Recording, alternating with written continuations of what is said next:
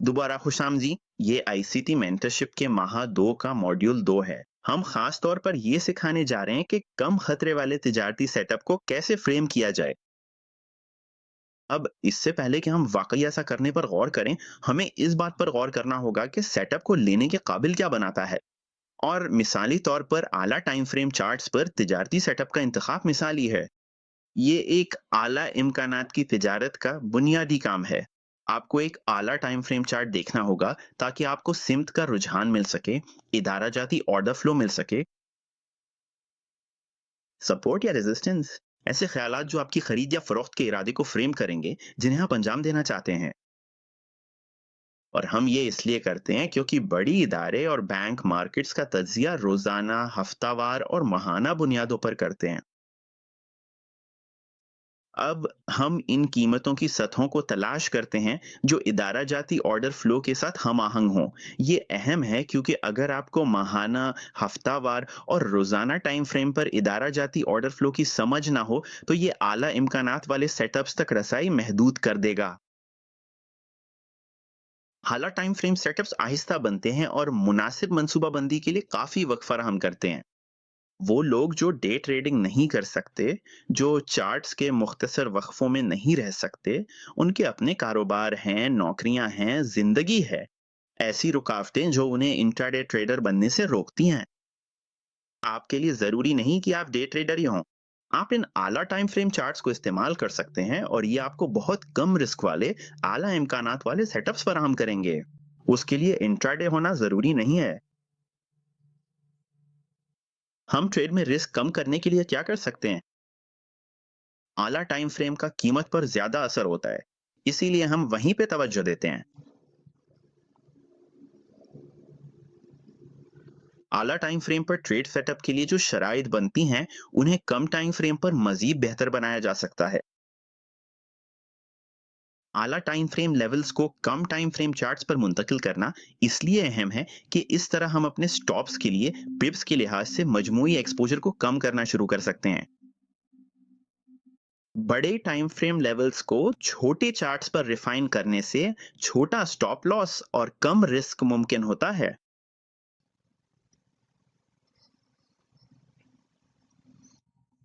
अच्छा, अपने मॉडल पर कायम रहते हुए हमने पिछली बार ऑस्ट्रेलियन डॉलर का डेली चार्ट इस्तेमाल किया था। हम उसी सेटअप को देखने जा रहे हैं और इसे कम रिस्क के साथ रिफाइन करने के हवाले से देखेंगे।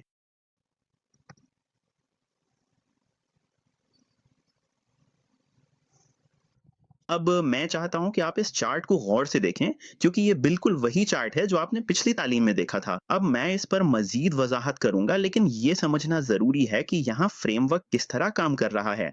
आप देखेंगे कि ये बिल्कुल वही चीज है, बस इसे कम टाइम फ्रेम चार्ट पर ले आया गया है और हम हकीकत में उसे 2 स्केल नीचे ले जाकर करेंगे। मैं चाहता हूं कि आप इस बात पर गौर करें कि हमारे पास हायर टाइम फ्रेम है, 7512 लेवल, जो डेली चार्ट के हवाले से है। यही वो लाइन है जो यहाँ है, जो डेली बुलिश ऑर्डर ब्लॉक को जाहिर कर रही है। नोट करें कि यहाँ एक पुराना लो है और कीमत इससे नीचे जाकर इस हायर टाइम फ्रेम लेवल तक पहुंचती है। ये देखना वाकई अहम है क्योंकि ये सिर्फ इसलिए नहीं कि हम नीचे जा रहे हैं। सिर्फ पुराना लो होना रिवर्सल के तवक्के के लिए काफी नहीं है। ठीक है, हम सिर्फ उसी वजह से उसकी तलाश नहीं कर रहे हैं। हम एक हायर टाइम फ्रेम परमाइज देखें। हमें क्यों तवक्को करनी चाहिए कि पुराने लो के नीचे खरीदारी होगी? क्योंकि ये डेली चार्ट लेवल 7512 एक पुराना बुलिश ऑर्डर ब्लॉक है, क्योंकि बैंक पहले यहाँ खरीद चुके हैं। तो अगर हम दोबारा उस लेवल पे ट्रेड करते हैं, ठीक है, यहाँ फ्रेमवर्क को देखें। हमारे पास एक आवरली चार्ट है जिसमें एक लो को तोड़कर एक अहम सपोर्ट लेवल तक ले जाया गया है। ये सब कुछ डेली टाइम फ्रेम के हवाले से है। हमने यहाँ ऊपर वाज़ेह तौर पर 22 स्टॉप्स नोट किए हैं, बिल्कुल उसी तरह जैसे हमने पहली टीचिंग में किया था, और ज़ाहिर है कि 22 स्टॉप का दूसरा इलाका भी। तो इस ट्रेड में हमारे पास ऊपर की सतह के अहदाफ फ्रेम किए गए हैं। ये ना तो स्कैल्प है, ना ही डे ट्रेड है। ये कुछ ऐसा है जो हमें थोड़ा ज़्यादा वुसअत देगा।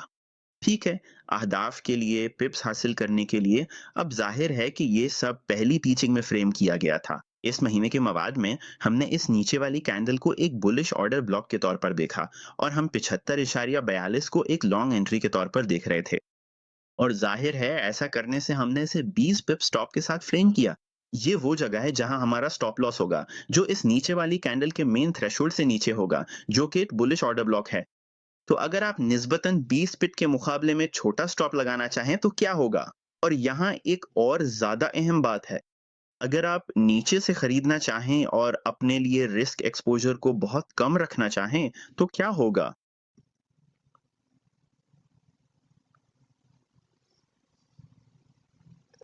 तो उसके लिए हमें 15 मिनट के टाइम फ्रेम पर जाना पड़ेगा। यहाँ सब कुछ बहुत गौर से देखें, ये बिल्कुल वैसे ही है जैसा आपने आवरली चार्ट पर देखा था। हमारे पास एक पुराना लो है, कीमत उस पुराने लो से नीचे ट्रेड करती है, बिल्कुल इस अहम सतह यानी 7512 लेवल तक आ जाती है। अब ये ऊपर जो है वो बाय ऑर्डर है जो आवरली चार्ट पर दरकार होगा, काफ़ी ऊपर। लेकिन अगर हम अपनी तवज्जो यहाँ इस इलाके पर मरकूज़ करें तो क्या होगा? इस मालूमात का क्या करें? यहाँ पुराने लो के नीचे सेल स्टॉप्स हैं, जहाँ स्मार्ट मनी बाय ऑर्डर्स जोड़ सकती है। और आप देखते हैं कि मार्केट इस लेवल तक नीचे ट्रेड करती है 75-12। तो हमारे पास एक टर्टल स्वीप लॉन्ग सेटअप मौजूद है, लेकिन हमें कीमत के यहाँ ऊपर आने का इंतजार नहीं करना पड़ता इससे पहले कि हम खरीदना शुरू करें। तो हम ये कैसे कर सकते हैं और रिस्क को कम कैसे कर सकते हैं? हम यहाँ से बुलिश ऑर्डर ब्लॉक ले सकते हैं, यानी नीचे वाली कैंडल बिल्कुल उसी लेवल से। और ये बुलिश ऑर्डर ब्लॉक क्यों है? ये कीमती है और लेने के काबिल है क्योंकि ये कैंडल इसके जरिए ट्रेड करती है। यहीं पर हम इस कैंडल के दरमियानी हिस्से से लेकर इसकी हाई तक तवज्जो मरकूज कर सकते हैं। उस इलाके में हम खरीदार बन सकते हैं, तो हम यहाँ नीचे 7520 पर खरीद सकते हैं। ठीक है। और स्टॉप लॉस यहाँ नीचे 7507 पर रख सकते हैं, उसे 7507 तक नीचे नहीं जाना चाहिए। अगर उसे ऊपर जाना है तो उसे अभी जहां है वहीं से ऊपर जाना चाहिए। ऐसा करने से अब हमारे पास 17 पिप का स्टॉप लॉस है। और देखें कि हम निस्बतन कितना नीचे हैं उसके मुकाबले में जो हमने आवरली चार्ट पर सेटअप में देखा था। हम 7512 की कलीदी सतह के बहुत करीब हैं और हम ये सब 15 मिनट के टाइम फ्रेम में कर रहे हैं। तो अगर हम रिस्क को मजीद कम करने के लिहाज से देखें तो हम यहाँ इस छोटे से इलाके को ले सकते हैं और इसी डेटा के सैंपल साइज को मजीद बेहतर बना सकते हैं। ठीक है, मैं इसको मजीद करीब से देखने जा रहा हूँ।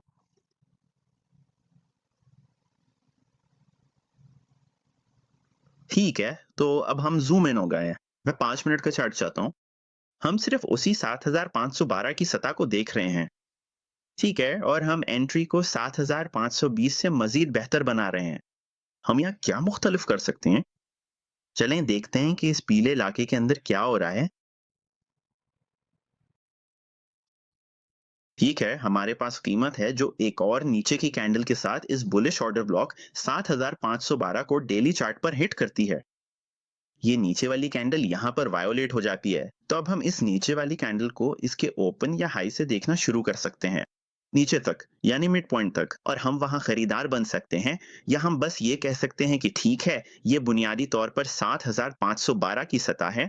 हम इसमें खरीदारी के लिहाज से स्प्रेड शामिल कर देते हैं, तो ये हमें तकरीबन 7515 पर ले आता है। हमारा स्टॉप लॉस अब भी यहाँ नीचे 7507 पर हो सकता है। ये 10 पिप से भी कम है, खरीदारी पर 10 पिप से भी कम।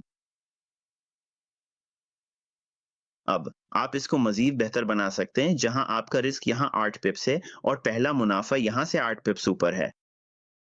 दूसरा और तीसरा, तो हमारे पास 3 आर का मल्टीपल है।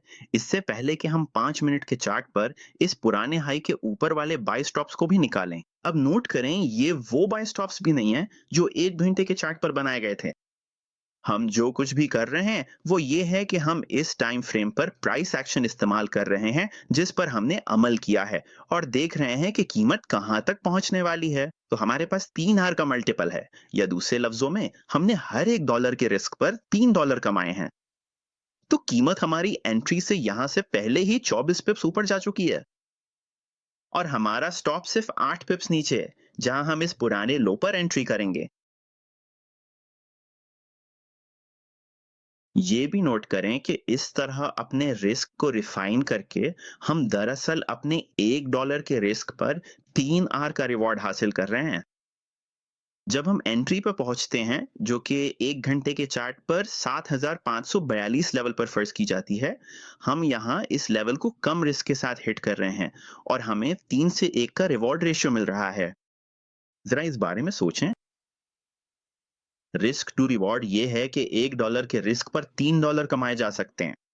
या अगर हम रिवॉर्ड टू रिस्क के लिहाज से देखें तो हर $1 के रिस्क पर $3 कमाए जा रहे हैं। तो ये हैरत अंगेज है कि आप इसको लेकर छोटे टाइम फ्रेम्स तक रिफाइन कर सकते हैं। आपको बड़े स्टॉप्स रखने की जरूरत नहीं, बस आपको पता होना चाहिए कि आप क्या और क्यों कर रहे हैं। आप कीमत की हरकत समझे बगैर इतने छोटे स्टॉप्स के साथ मार्केट में दाखिल नहीं हो सकते। और ये कि कीमत इन लेवल्स पर क्यों रद्द अमल देगी,